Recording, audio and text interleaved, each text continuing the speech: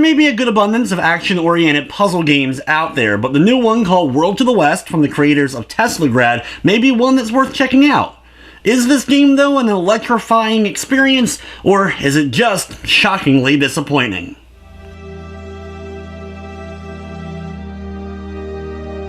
World to the West features 4 playable characters, each with their own unique attributes that allow them to explore and be able to solve the game's puzzles.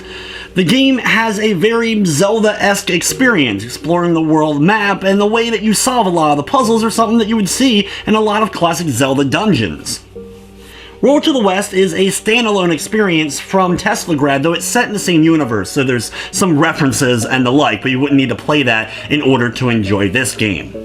Of course, I won't spoil too much about the story, but it revolves around these 4 characters from 4 different locations, eventually meeting up and running into one another, but finding out they've kind of been called together with a prophecy that's foretold, and the story slowly starts to unravel from there once the characters finally get together. The characters are Lumina, the Teslamancer, who has the ability to fire out lightning in order to hit various switches, and even able to turn into lightning for a short period of time to kind of clear gaps and dash quickly around areas. You have Nas, who has the ability to dig underground and then thus be able to travel underneath certain areas, and even gets a pair of ice skates that he can then create ice platforms to get over watery gaps. You have Miss Terry, who's an explorer who's working to find artifacts and bring them back to somebody for a job in order to get paid. She has the ability to use a scarf that can actually go out and grab on the certain things and pull herself towards them, as well as being able to hypnotize animals. You then get to control these animals and use them to help solve a lot of puzzles. Then there's the awesome, amazing Lord Clonington. This big, mustached muscle guy has, of course, the ability to run, bash open enemies by punching them, as well as being able to climb up to higher platforms. Since there's no jumping ability, being able to get up to higher platforms a lot of times can be a bit of a difficult task. Overall, all 4 characters provide enough differences, and as well as they are pretty well written to make the experience enjoyable. You're not controlling all 4 characters at once. Instead, you take control of one character, and you can switch off to the other characters by finding totem poles. When you unlock a totem pole with a character, you can then fast travel, but only with that character. The other characters will have to find the same totem pole if they're going to want to get to that particular spot.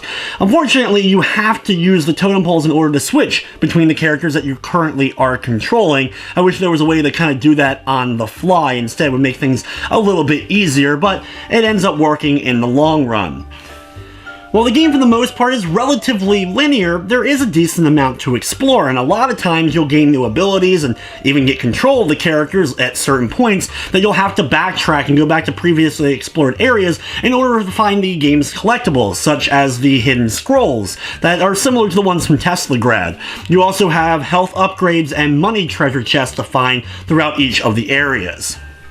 When you're playing as a character, you can pull up the map at any time, and you'll have a pin on the map that shows where you need to go in order to advance the story or whatever it may be with that particular character. If you get to a totem and switch to a different character, you'll then have a different pin on the map. Sometimes it may be the same between characters, they both need to get to one spot, but you're not going to get confused by trying to get a certain character to a certain pin and wouldn't be able to do so. So you always kind of know where you need to go with each one. Once you get the handle of each character and what they're able to do, solving the puzzles are enjoyable, and never was a time where it was overly difficult. Only at the very beginning of the game did I end up getting stuck for a little bit of time, because I just didn't know quite what the characters were able to do. Once I figured that stuff out, each area became fun to explore and be able to know exactly what I needed to do, just had to figure out exactly how to execute that. The game isn't all puzzles though. There is some action to be had, though it's relatively basic, just a couple of moves that each character has that will be able to help you take out certain enemies. There is a health bar that you have to keep an eye on, though any totem pole you make it to, you'll just go back to one of those if you end up dying with a character, or if you make the key moments or key rooms in the game, it'll checkpoint you at the beginning of it so that you don't have to end up doing a lot of backtracking in the game.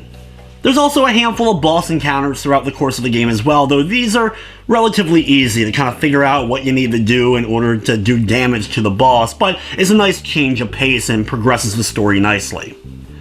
While the game's story isn't necessarily groundbreaking, there are some funny moments throughout the course of it, and I like a lot of the interactions between the main characters and some of the side characters that we end up getting to meet along the journey. The game isn't necessarily extremely long though. Even if you have to do some backtracking to find some of the collectibles, it'll probably take you between 7 to 9 hours or so in order to finish it for the first time. From the technical side of things, though, the game ran smoothly. I didn't run any major glitching, crashing, or slowdown of any sort, and I enjoyed the soundtrack for the most part. There was only a couple of tracks here and there that weren't the best, but a few really ended up standing out, and I recommend giving it a listen. World to the West is available now on the PlayStation 4, Xbox One, Steam, and Wii U for $19.99. If you're on the PS4, it does feature a full trophy list, including a Platinum.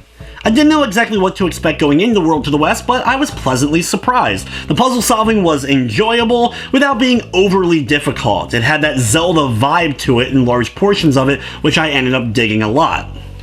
If you're someone who digs action-based puzzle games with some exploration, you're probably going to enjoy World to the West. With everything said, I'm going to be giving the game, though, an 8 out of 10. But anyway, guys, that's going to wrap up this review. I'd like to thank you for watching, and of course, I hope you enjoyed.